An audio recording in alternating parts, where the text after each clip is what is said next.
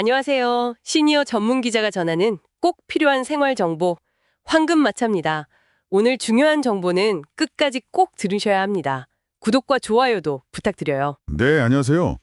요즘 유튜브만 봐도 계란이 몸에 좋다, 나쁘다, 정말 말이 많죠. 네, 맞아요.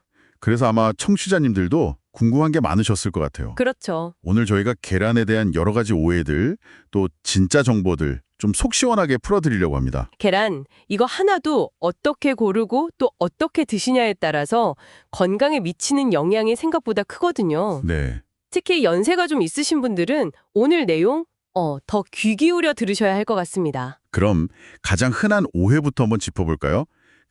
유정란이 무조건 더 영양이 풍부하다, 이렇게 생각하시는 경우 많잖아요. 아, 네네. 많죠. 근데 사실 영양 성분 자체는 무정란하고 큰 차이가 없다고 하더라고요. 맞습니다. 오히려 보관이 조금 더 까다롭다는 단점도 있고요. 또 하나, 노른자 색깔 진하면 영양 좋다고들 하시는데, 네, 저도 그렇게 들었어요. 근데 그게 꼭 그런 건 아니거든요. 닭이 먹는 사료에 착색 사료 이런 게 들어갔을 가능성이 높아요. 아, 색깔만 보고 판단하면 안 되는 거군요. 그렇죠. 색깔보다는 계란 자체의 신선도나 닭이 어떤 환경에서 자랐는지 이게 영양에는 훨씬 중요합니다.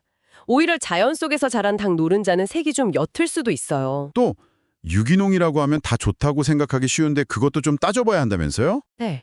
물론 유기농 사료를 먹이는 건 좋은데 그렇다고 닭을 아주 좁은 닭장, 케이지에 가둬 키웠을 수도 있거든요.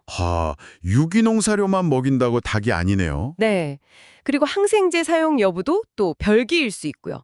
단순히 유기농 표시만 볼 게 아니라 닭이 진짜 어떤 환경에서 컸는지 이걸 같이 확인해야 합니다. 그리고 비싸다고 무조건 좋은 것도 아니고요. 그렇죠. 포장이나 마케팅 비용 이런 거에. 네, 그런 게 포함된 경우도 많으니까요. 결국 계란은 다 거기서 거기다. 이 생각은 완전히 틀린 거네요. 그럼 좋은 계란, 이걸 딱 알아보는 비결 같은 게 있을까요? 아주 중요한 질문 주셨습니다. 있습니다. 바로 계란 껍질에 찍힌 난각 번호를 확인하는 거예요. 난각 번호요? 그 숫자들. 네. 여러 숫자 중에서도 맨 앞에 찍힌 숫자가 핵심입니다.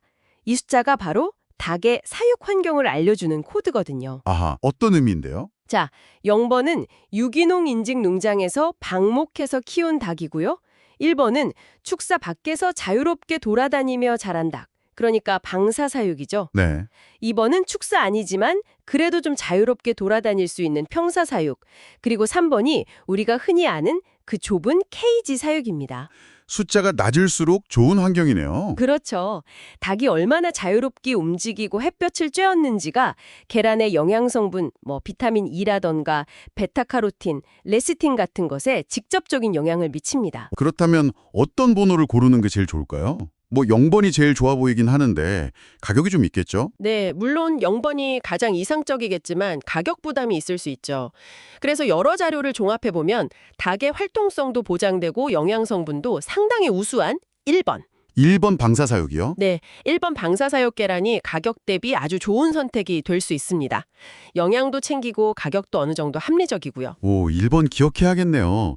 그럼 이렇게 좋은 계란을 골랐다면 이제 어떻게 먹느냐가 중요할 텐데요. 특히 60대 이상 어르신들은 좀 더 신경 써야 할 부분이 있다고요. 네. 그렇습니다. 60대가 넘어가면 아무래도 소화 기능이 예전 같지 않거든요. 조금씩 떨어지기 시작해요. 네. 그래서 가급적이면 항생제를 쓰지 않은 좋은 계란, 그러니까 난각번호 0번이나 1번 계란을 하루에 한 개 정도, 그리고 소화가 잘 되도록 반숙으로 드시는 걸 추천합니다. 완숙보다는 반숙이요? 네, 완숙은 아무래도 좀 퍽퍽하고 소화에 부담이 될 수 있는데 반숙은 훨씬 부드럽고 흡수도 잘 되거든요.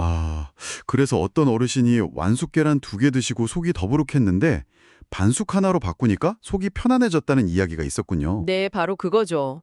그리고 70대, 80대로 넘어가시면 지방 소화 능력도 더 떨어질 수 있어서 이틀에 한 개 정도로 조절하시는 것도 좋은 방법입니다. 그리고 조리법이 정말 중요해요. 기름에 튀기는 프라이, 이건 좀 피하시는 게 좋고요. 네. 대신에 부드러운 스크램블 에그나 계란찜, 이런 게 훨씬 좋습니다. 튀긴 계란은 고온에서 산화 콜레스테롤이 생길 수 있어서요. 어르신들께는 특히 권장하지 않습니다. 그렇군요.